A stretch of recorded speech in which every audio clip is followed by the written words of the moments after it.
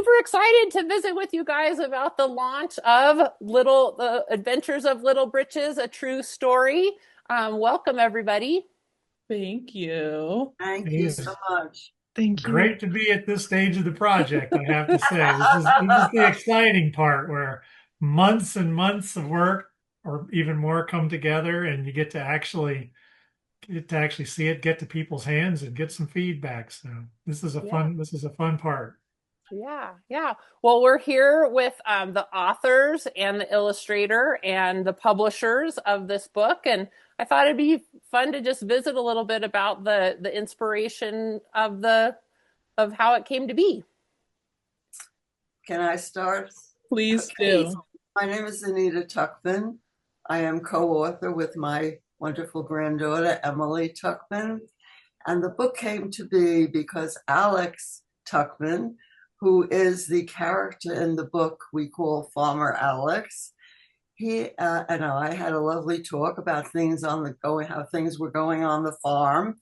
And he told me about a goat that he has that gave birth to two little babies. And the mother goat refused to feed one of the two babies. That baby was sickly and small, and I guess she determined that she wasn't going to feed that baby. And my grandson, Alex, took that baby and fed that baby from a baby's milk bottle every 2 hours, day and night. And he did that for 2 weeks. And the baby grew big and strong and suddenly transitioned, not suddenly, but was able to transition into a normal goat who ate normal hay, food, and began having a terrific relationship with the man who fed him. And everywhere you saw Alex, you saw that baby goat. And now he was a little bigger than a baby goat. Anyway, Alex told me this story, and I said, Alex, that would make a wonderful storybook for children.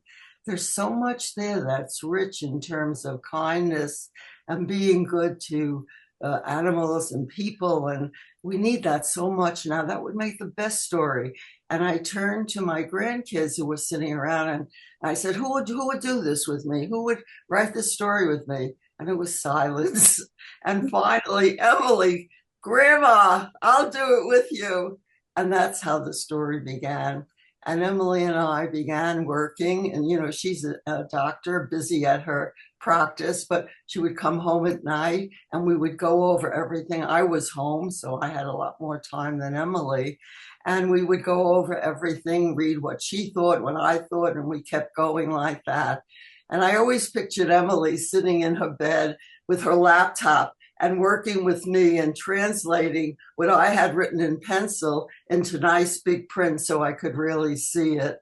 And the book went on and we kept doing, overdraft and overdraft until we really felt it was perfection.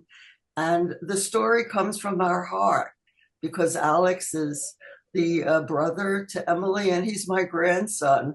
And he's just such a good, kind person.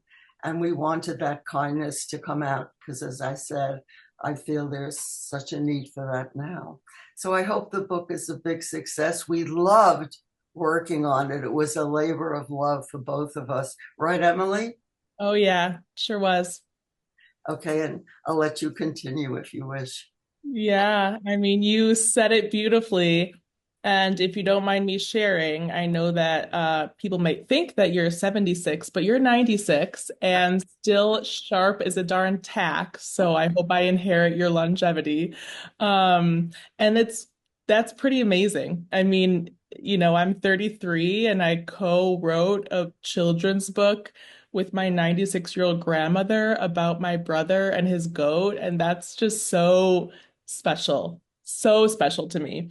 And yeah, when we saw the first draft, my grandma and I both started crying because it's meaningful. Oh, It's really special and it's really meaningful. And yes, with the state of affairs in the world right now, what we need is, you know, a touching, sweet message about kindness. And it's small, but it really speaks volumes. Um, And you also didn't mention, Grandma, that your profession, you were an English school teacher for I don't even know how many decades in New Yeah, York. And reading. so, yeah, reading specialist and English teacher. So this is your expertise. Um, so yeah, I would come home from a day of seeing back to back to back patients, and my grandma would come and she's like, "All right, let's get to work." And I would sit on my bed, cross-legged with my laptop, like typing it all out. And she would agonize over which word and this we got to change it back. Nope, we got to change it. And it was fun seeing your whole career, like your whole profession was that. And it was fun seeing that come back out, but in a really personal and meaningful way.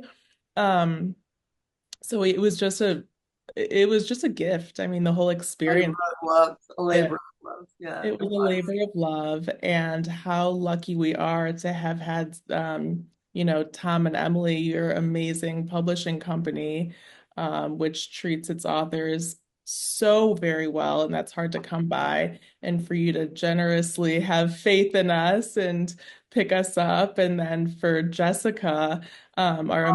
amazing illustrator.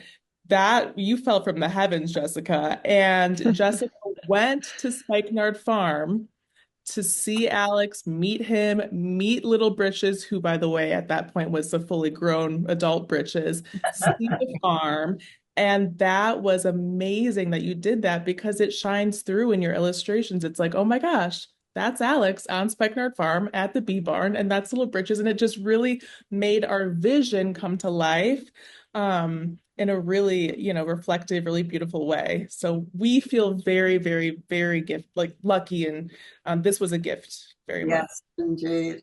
And people, Jessica, you sent me a little watercolor of the stump episode, and Emily framed it for me and sent it to me, and it's on my kitchen table. And Emily, we just emailed it to you because every morning I come down to the kitchen and there's this lovely little illustration you did of the children and the mothers with the strollers around, jumping around the stumps, and it's just very, very exciting. And thank you both for that because I love it. I Oh do man, love I had so much fun working on the book, and you guys talking about how coming up with the storyboard was such a labor of love. I could really tell going through, like reading each page and trying to imagine the scenes of like Farmer Alex and Little Britches going on their adventures together and just being together. And it just, you could see it. The words, I could visualize it on the page. And then after meeting Farmer Alex and Little Britches, it just came to life, um, just being able to meet Little Britches and to see his personality and have him like follow us around Spikenard and like see the bees and all the different pollinators and the flowers. It was such a blessing. And I kind of expected Little Britches to be like a wizened old goat, who had been on so many adventures and seen everything, but just being a year and a half, like this happening so recently, it was really neat to meet him and to meet Alex. Did you know that Alex told me that Alex had 14 goats at that time, and Little Britches was the only male of the crew? I didn't know that story. I thought that was funny. Anyway, a little extra something on the story that made That it. might be another story. That might be another adventure. Yeah. I know. Well, I would like Tom to visit a little bit about finding Jessica as an illustrator because that was really a great crossing of paths to make that happen. Yeah, it was interesting, and really just to give sort of this from the publisher's perspective. So Emily Kitching and I, we have talked about doing children's books in the past, and it's very different from a publishing angle than from publishing, adult either nonfiction or fiction books. And so I had even visited with some people about a few different manuscripts, but we have a certain personality for our press, and there's a lot of considerations as a publisher, things that we look at. And so we hadn't had a project that had sort of spurred us into opening up this aspect of print, this aspect of publishing, the children's book side of things for our catalog. And we published Alex's book. It's called A Lively Hive, and it's really more of a nonfiction book, although his narrative voice comes through that book in such a way that it doesn't feel academic. It feels it's a really nice read. And Alex put you guys in touch with me, and I said, "Well, great, yeah, just send the manuscript over." And when I read it, just instantly, I was like, "Okay, we've definitely got this is a great story," and it had, I thought, all the aspects that we needed for a great children's book. It was just right there. And it was just, I mean, children's books, there's a lot of brevity because the text is short, but it still has to have story. It has to have feeling. It has to bring characters to life. And the story had all of those things. And so I had a vision of it. And so we immediately said, yes, we're interested in this, and got back in touch. And then we're like, okay, we don't have an illustrator. and and that's a huge part of a children's book. When we do an adult book, yes, we love to have good photographs. We love to have good illustrations. It's important to us.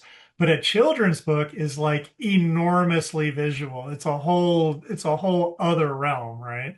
Right. So I think the first place we started was I got back in touch with Anita and Emily Tuckman, and I said, okay, working with a children's book, we need to storyboard this. So we need to break the story up into, where do the pages break? Where do you turn them? And then we can start to think about what might be good images to have in each tile of the storyboard as it goes along. And you think about, how do we build a little suspense, and then we turn the page to see what happened. Those kinds of things start to come out in the storyboarding.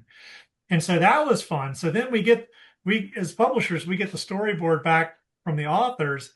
Now it's getting pretty exciting. And we might even have some little sketches and things in pencil where we're kind of getting some ideas here. So initially, we had some other artists in mind, and we consulted with some, and anyway, things, they kind of weren't lining up that way. And as most people that know me know, I'm good friends with Harry Whitney, who's a horsemanship clinician, and so I was in Tennessee at a run of his clinics, and Jessica has been riding with Harry for a lot of years. And we had the opportunity to meet there at Minden Fence's farm in Rogersville, Tennessee. And she was doodling, doing some drawing around the pavilion there where we have meals and we have some discussions and things. And she was drawing bunnies, because if you don't know Jessica, Jessica is a bunny nut. Like, she loves bunnies. We prefer the term enthusiast. Bunny enthusiast. Okay. and she was drawing she had a pet bunny named Hazel, and she was drawing pictures of Hazel, and it was great. And it just kind of clicked. And I think Harry, our mutual friend Harry, may already have had this idea, that because I had talked to Harry about the ongoing kids book project, and he may have put two and two together before. But when I saw the bunny pictures, I was like, oh, like, I think you could do Little Britches. Like, I think she would be just right. And the timing was perfect, because we were on the search. And anyway, Jessica put together some initial sketches for us. And I mean, it was just perfect. It was just exactly right for the story, for the feeling of the kids' book. And then when she put some colors to it, some watercolors to it, it just, yeah, I was blown away. And so we presented that. Emily and I agreed. We just loved it. So we presented it back to the authors, other Emily and Anita, and they loved it. And then Jessica had a whole lot of work to do. It's kind of what happened. And I'm tickled with the whole thing. But having been through the process, it's such a collaboration, this kid's book. And you think, as short and small as a kid's book is compared to some of the large volumes that we do of adults' books, but there's much more collaboration in ways with this book coming to life than there is really with an adult book, because um, the dovetailing of the text and the illustration, the text and the art is to make it's to make the whole thing come to life, to make it like an organic whole that sort of springs to life. It was it was a different experience from anything that I had worked through before. And then to get that over to Emily Kitching for graphic layout. Now we're talking about, okay, where exactly does the text go and how do we make the colors match so that they're consistent through the book? I mean, there was a lot went into this book, and we as publishers we wanted to give it uh, the best canvas. So we went all out, and we've got the highest quality hardback book with the best, highest quality paper that we could get, because we felt like it really deserved to have that kind of consideration and that kind of input from us as a publisher.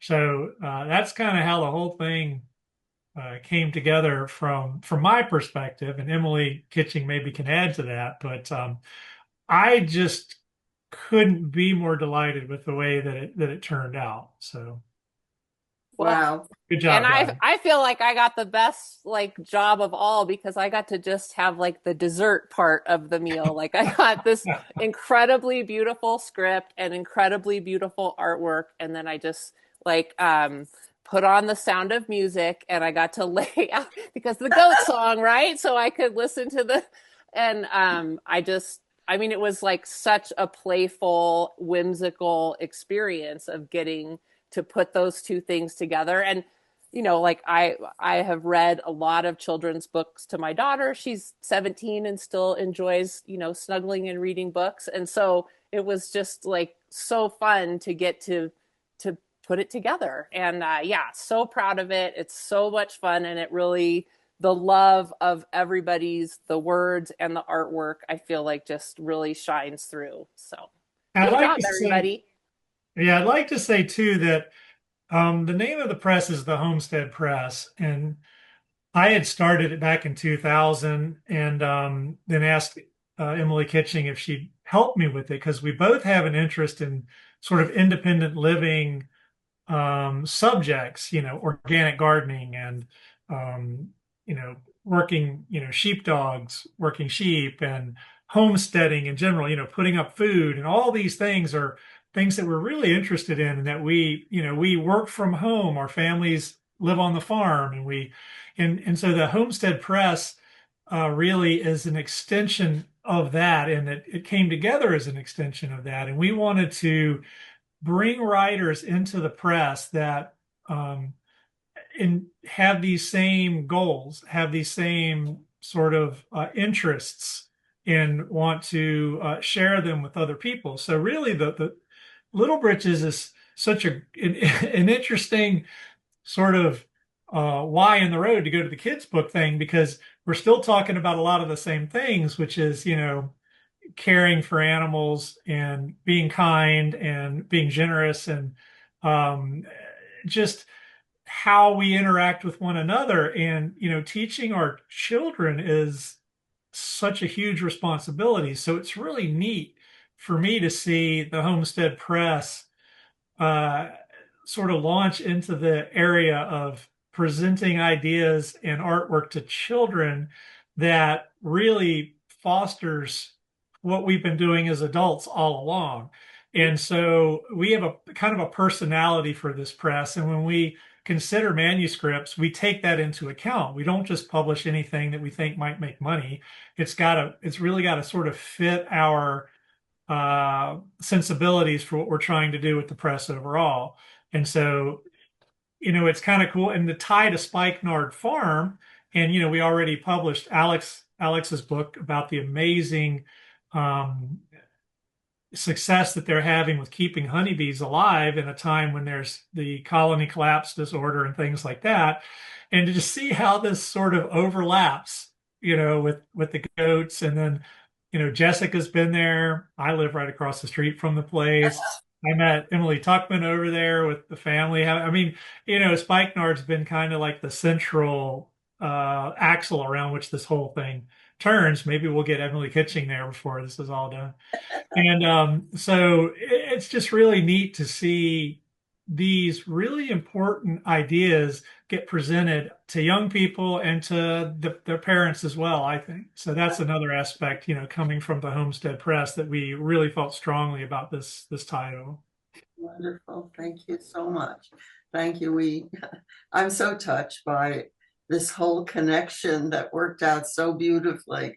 And I know when I would get an email from Jessica saying, I love the story. It just meant so much to me. And Emily as well, my Emily as well, because this is so true. It came from our hearts and from our real life experience with a remarkable, my grandson, and a remarkable brother to Emily. And it's the book is visual. I just see that book as so visual. And then of course the illustrations that Jessica. Yeah. In fact, I was going to say, I'd like to hear Jessica talk, not to cut you off. I'm sorry, I didn't mean to jump in there. Right, I'm finished. Yeah, I was going to say, I'd like to hear about how the actual unfolding of the artwork did, because that was a lot of heavy lifting. A lot of the book is carried on your shoulders, Jessica, with getting that right. And that was tough. I mean, I'm glad that wasn't my job, but you did a fabulous, fabulous go of it. Yeah. Man, it was a whole process. And you guys are like the dream team, such a great team to work with. I remember Emily Tuckman and I'd be like late at night, I could have the pages all spread out on the floor, trying to organize them, see how they look next to each other, see if we needed to move them around or anything. And I'd send pictures to Emily and we kind of talk about it and talk about like the composition of things. And it was great. I started out, I think the original sketches that I sent you guys, to the final product of the book, the style changed quite a bit. And that came from a lot of like studying goats. So I have so many like pictures of baby goats on my phone and like sketches and studies of goats. And it was fun. It was so fun. I had a great time. And then to like trying to get Farmer Alex's personality to come through on paper, it was quite a process. And I think after meeting him, that came through really well. I'd watched a few of his like his interviews and stuff that he did promoting the farm and talking about beekeeping and bee management. And just meeting him and walking around the farm had a really big effect. And I was there like late fall. And so I got to see all the flowers and all the pollinators doing their little busy bee thing. And it was really fun. I have some of the illustrations here and I did quite a few like little sketches and things to try and kind of find the vibes and find like what we were looking for with the book. And so one of the earliest ones that I did was just this little mountainscape to kind of try and capture Virginia, because that's where this is set. And so we want to bring that out in the book and bring out that like the love for nature and the mountains and just kind of everything you see there. And so lots of flowers, lots of flower studies and like learning about pollinators and what they prefer and what kind of pollinators live in Virginia. And yeah, it was quite a process. We started with the storyboard, and then we originally were going for, I think it was 16 pages. And then just to try and have like a full story that you can kind of flip through and really enjoy and take at your own pace, we ended up breaking up some of the pages. So it ended up being about 32, I think, or 34 illustrations total. And so that started out with sketches and then some of the paintings and drawings, and we kind of discussed like composition and things, and some of them got adjusted, and it was a process to kind of find what really resonated, like what really portrayed the story well, like having all the details and stuff that you kind of have in real life and trying to portray that in a way that kids can connect to. So it was really fun, and picking the colors for Farmer Alex's shirts and clothing, because he's such a colorful and expressive dresser, and it was so fun because I don't even think I did it justice. He's such a fun style, so it was really cool to tackle this project. One of the things I thought you did particularly well was you got motion, both in the animals and in the people. And, I really marveled at that because there's one section where a lot of jumping is involved. I'm not going to spoil the story, but the motion in both the animals and the kids, and one kid's got her pigtails flying, and I just thought you you nailed that. And I mean, it must have taken hours of sketching and studying to get that right, because I mean, I looked at that and I'm like, whew, man, that's amazing. But I don't know how I would even begin to start doing something like that. There's a phrase in the book that goes, the kids were shrieking with glee, and she captured that. That's what you're talking about. Just, Uh-huh. just perfectly. Yeah. Yeah. Yeah. Yeah, the goats kind of just came to life on their own, because goats are generally very like they jump and They they play and stuff. And sprang to so, life. yeah, they just kind of sprung to life, really. It was, It's funny. When somebody looked at the picture of Alex, the illustrations you sent to us, and somebody said, "My goodness, that looks just like Alex." They do. You Yeah, know, I have that to looks like say, Alex. You caught it. Anyway, great job. you Great got job. some good detail in there. Yeah, wonderful. Yeah, it's I would like I liked what you said about the detail. Like you have these very specific details, but the whimsical feeling also carries through, and that's a hard thing to have both of those. So yeah, good job. well, I appreciate y'all. Like I said, y'all have been the dream team. And since not having illustrated a book before, I really appreciate everybody's like feedback and support and everything. It's been a joy to work on for sure. And my vision for kind of where I see this book physically going. So I mean, I live in the city, like in fact, there's my ambulance that I hear right now. Really, urban neighborhood. And my brother Alex obviously lives in a very rural environment in the mountains. And I'm just thinking about, I don't have kids myself yet, but I'm thinking about all the kids who grow up and live in the city. And for them to read a book like this, I think is so important because they're kind of deprived of nature and maybe they've never even seen a goat. And so I think it's really important for kids these days, especially with, all this technology, just to kind of read books about obviously kindness and respect for nature and everything, but just to learn about nature and learn about the relationship between humans and animals. I think that's so important, especially, being in a city and seeing all the time where there's really not that much of a relationship. Mhm. Oh, I just wanted to say that from a teacher's standpoint, that book serves so many different grade levels because the questions that would come up from kindergartners are not the same kinds of questions that might come up in a second or third grade classroom. For instance, why was that little goat abandoned? Little kids won't answer that, they'll take it for granted. But then in the upper grades, kids might begin to ask different questions. So the book really serves a big population, not a very narrow one, from my perspective. Well, and even for the parents to want to go and investigate like what Spikenard Farm is and what their mission is, I feel like as an adult reading it, I would be like, oh, I'm going to go check out the website and see what they're all about. Right. Exactly. It has legs. Like Yeah. telling Yeah. everybody that book has legs.